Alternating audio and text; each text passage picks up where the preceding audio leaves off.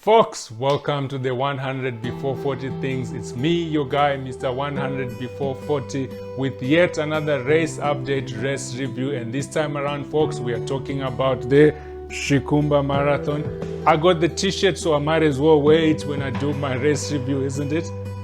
How else do I show that I've done that and got the t-shirt? I wear it in my race review. I'm going to take you through the race, folks, from traveling there to the race day. I traveled to the race, folks, with Mr. Julian Cup. Those who are involved in the running circles in South Africa will know who I'm talking about. I'm talking about that old man who runs everything. That old man, when you go to a race, 9 out of 10 of the times you will find him there.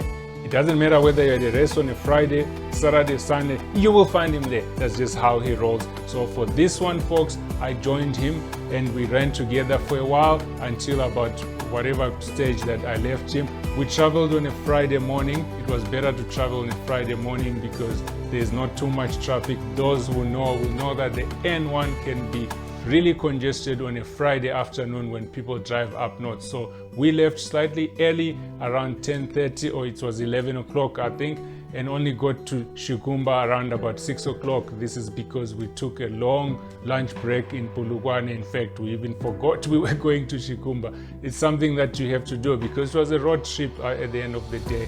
And folks, most of the traveling is actually done on the N1 because the longest part of the journey is on the N1. When you get to Polokwane, you branch off into a smaller road towards Tanin, and along that road, you then branch off another smaller road towards Giyani.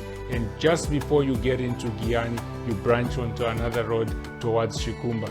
And we couldn't find accommodation in Shikhumba in the village itself, which was a pity because then that meant we had to sleep over in Giyani and add a bit of 30 minutes traveling time in the morning on rest day. So what we decided to do was, rather than going to sleep and then wake up very early not knowing where we are going, that type of thing, we went straight to Shikhumba to collect our race numbers or race packs, and that way, folks, we would then see where we would be traveling in the morning in the dark.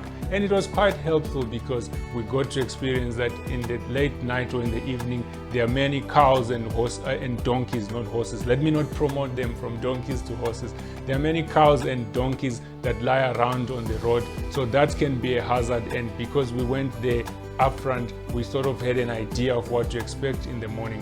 The race pack collection itself was quite smooth. In fact, when we got there were not many people lying around. There were just the organizers and no runners inside. So it was quick in and out. We got in, our numbers were waiting for us, as you would expect. But the race organizers were quite on point. They almost knew who you were. So when we got there, it was quick, 261, 262. Then they even gave us an option to exchange the color of t-shirts that were in the bag. I opted to keep my white because when you're a dark guy, you want to wear brighter colors so that people see you from a distance. But Julian, I think, changed to a blue or red. I can't really remember. And after that, folks, we were set. We were ready for rest day, and we traveled back to Giyani to sleep and be ready for the following morning. And now to the goodie bag, folks. For the goodie bag club members, the goodie bag was just a bag with a sticker for your number. Mine was 262, one short of 263. If you know, you know. In the goodie bag or in the race pack was your t-shirt and some pins to fasten your number onto your shirt. Other than that, there was also your number and a temporary license in my case because I got that. The t-shirt, folks, is good quality. It's dry fit, something that you can wear on your training runs comfortably so, or wear at a race comfortably so. And if you fancy going to the mall in running t-shirts, you can still wear this t-shirt to the mall because it came in different colors. The drive to the race in the morning was pretty uneventful. There were not many cows or donkeys on the road, which we had worried about. It was quite straightforward because it's just a straight road and you get to the garage where the race happens. So there's no getting lost and all that. If anything, you may be stuck on the road in traffic. And when I say traffic, you may be stuck avoiding cows and donkeys, that sort of thing. But once you're on the right road, you just go straight and you will see when you get to the garage because there's like a hive of activity in the morning when runners were congregating, getting ready to run. We are at Shikhumba filling station. This is for the Shikhumba Marathon. And today, folks, is marathon 76 of 100. When we got here, it was very hot and we were concerned that it might be boiling and all that, but the morning weather is not that bad. It's slightly overcast and there's a nice breeze. I just lost my partner. Oh, there he is. Well, I can't show you where he's coming from. There's some dodgy business going on. Anyway, I'm just heading to the start and let me just show you what's going on. I'm heading towards the start. It's a 5:30 start, but it's now like 5:32. So we're not starting right on time. And we are starting going on there. 5:05 we start. So this is the start. There we go. This is the start. And then there's the water table people. There we go. In that truck, they must be taking the water to the water stations. Time for the marathon at 5:05 to start. And I'm not sure if this includes but this can't include the 10. This must be 42. Right. This is our situation right now. The race is off. And we are off. And today, folks, I'm in the very good company of the legend, Mr. Julian Carp. Wow, this is 76 for me. Just remind me, Julian, you said it was 8 what? 868 today. 868. Sorry, 867 today. So this man has run 867 marathons. I mean, yes, sorry, that is important. Marathons and ultras. Just to get an idea, there are more than 10 100-milers that he has done in those 896 and then 867. Yeah. And then you lose count. To count the number of comrades he has done, you start with your hands, take off your shoes, and you still run short. You still run short. Yeah. Anyway, let's go back to the race today. So it's the Shikhumba Marathon. Yeah, the spectators are here. The donkeys. And the weather is not bad. It's overcast, so it shouldn't be very hot. And there's a bit of a breeze. And yeah, that's that, folks. We'll keep updating you and we'll tell you the stats and all that. We were worried we wouldn't get 100 starters, but it looks like we are just, maybe just under 100.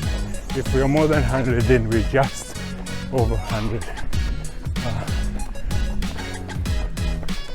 Okay, that's it. A nice slow climb. The route's a surprise. Yeah. Yes, we didn't get the route profile, so we'll have to find out. Confidential. This confidential stuff.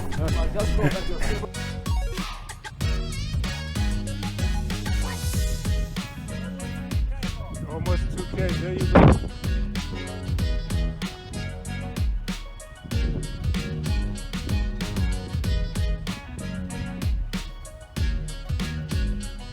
Now, folks, this is where people that know what they're talking about should be talking, not me. Okay, Julian, we've been going for 12 Ks now and 30 to go. So far, how do you find it? Find great, all good. Nice and easy, weather good. And yeah, hopefully we'll turn around at about 2:15, 2:20. There you go. I must also admit, the weather is beautiful.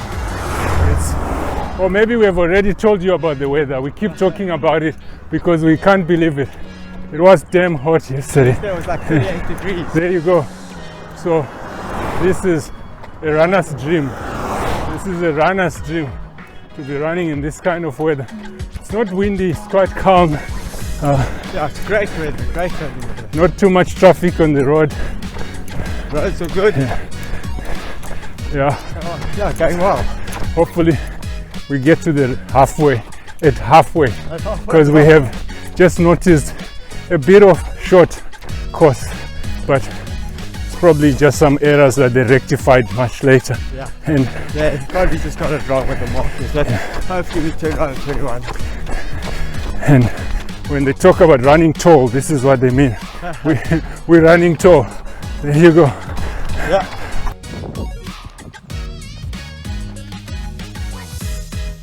Top runner stuff, please. There's the second guy leading.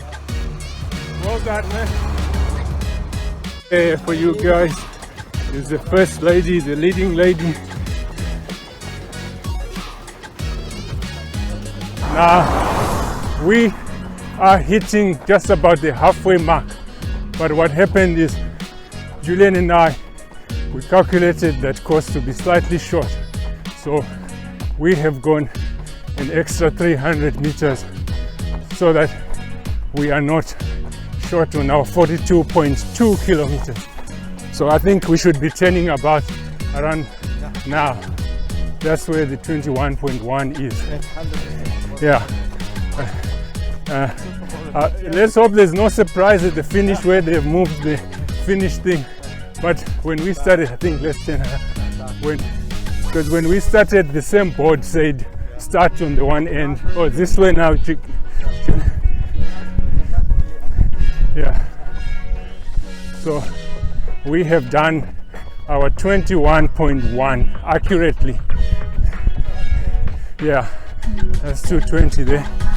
We have a short climb. So our extra loop was actually a slight hill. Okay, folks, time for an update. This is the 29th kilometer. I've had to part ways with Mr. Julian Kapp. He's coming though, he's not too far. He's just a kilometer or so behind me. My estimated finishing time is about 4:36. So I just have to see how I go. There are rolling hills here. The weather is fine, it's still fine though. I think the sun has come out a bit, as you can see behind me there. It has come out a bit, but it keeps coming and disappearing, which is good. A nice breeze, we're running into a nice breeze. And I then decided to step it up a bit because we had gone really slowly in the first half. I was still fresh, I still had some energy to go, even though there were some quite long hills that we had climbed on our way out. We still had to climb some long hills on our way back, but around 27, 28, I decided, let me just give it a try and run negative splits. Of course, it was quite easy to run negative splits because we had gone slowly in the first half. So, I mean, how slow can you go in your second half? So I just stepped on it, and it was quite satisfying because some people that had flown out on the way out, and some of them we had met them while we were still trying to get to the halfway point, they were already on their way back. And bear in mind, Julian and I had done that extra loop just for insurance. We were worried that we might run short in terms of the distance. So I got in, when I stepped it up, I passed a lot of those people. And when I say a lot, I must have passed a good 13 or so people. And that was quite satisfying because at some point I was right in the back and passing these people. I'm not celebrating their bad days. It's just human nature, folks. I was having a good day in the second half. So I just thought, okay, let me create a challenge, try and see and pass as many people as possible. And that's exactly what I did.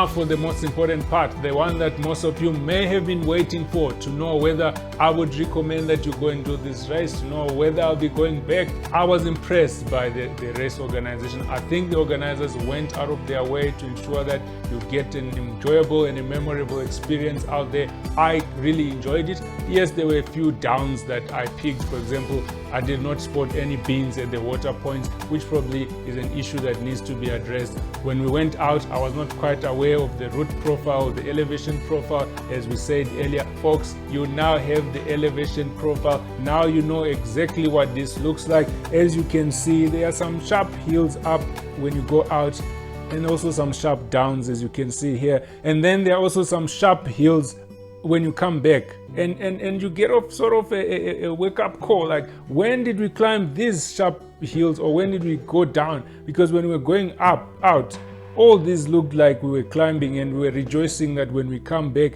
we will be going down. But as you can see, folks, even coming back, you're still climbing and climbing.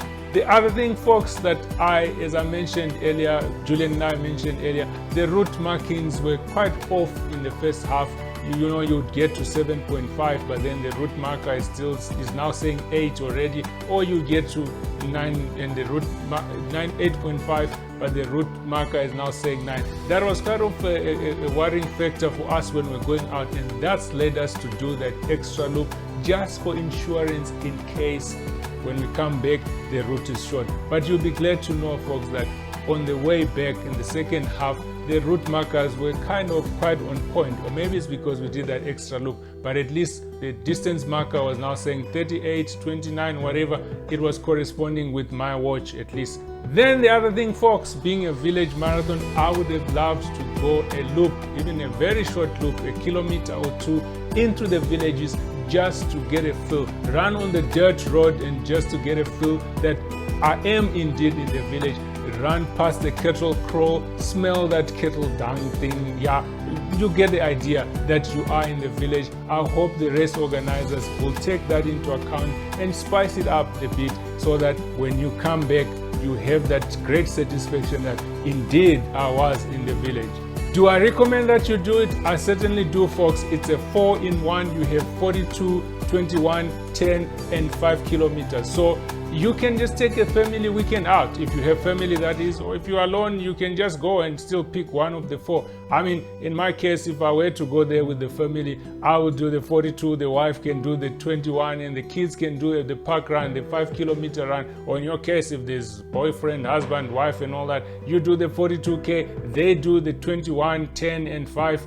And on your way back home, you all have something to tell about the race. It won't be a boring drive back, because everyone has stories. I have a lot of stories, as you notice. Cows with bells on their necks and donkeys with bells on their necks making noise. It's almost as if it's some sort of a vuvuzela being blown, but this time by cows and horses and donkeys. I keep promoting them to horses. They are donkeys. Would I go back there? Certainly, I'll be going back. Probably this time around when I go back, I know what to expect, and I probably would be more organized in terms of trying to find accommodation much earlier, get the best race, that kind of thing. I know the route or the elevation profile. I know what to expect. And folks, I think my next one will actually be one where I go with the goal. I go with the target, and you can easily do a sub 4 there. Push comes to shove, you can easily do a sub 420 there. I'm talking about us who run in the back. Obviously, the elite guys, you're looking at, hey, what is he talking about? Sub 4s, 420. No, I'm talking for my folk, my constituency right in the back. We can easily do a sub 420 there, and it will be enjoyable too. I don't think you strain that much to get that sort of time. So I'm definitely going back. I'm sold. I'll be doing it. From what I've seen so far, this is only a week after the race. They have indicated that the race will be happening on the 7th of October 2023. As I always say, this is Team HK, Team Hatimire Kumanya, Team We Don't Stop Running. It will be running soon, and we'll be sure to tell you all about it. We'll give you a race update, race review, and hopefully we can inspire you to go out there and try something new. If you want to hear more about the 100 before 40 journey, and especially the next marathons that I'll be doing, folks, please click on the subscribe button, click on that bell so that you get notifications when we post something new. Until next time, folks, thank you for following the 100 before 40.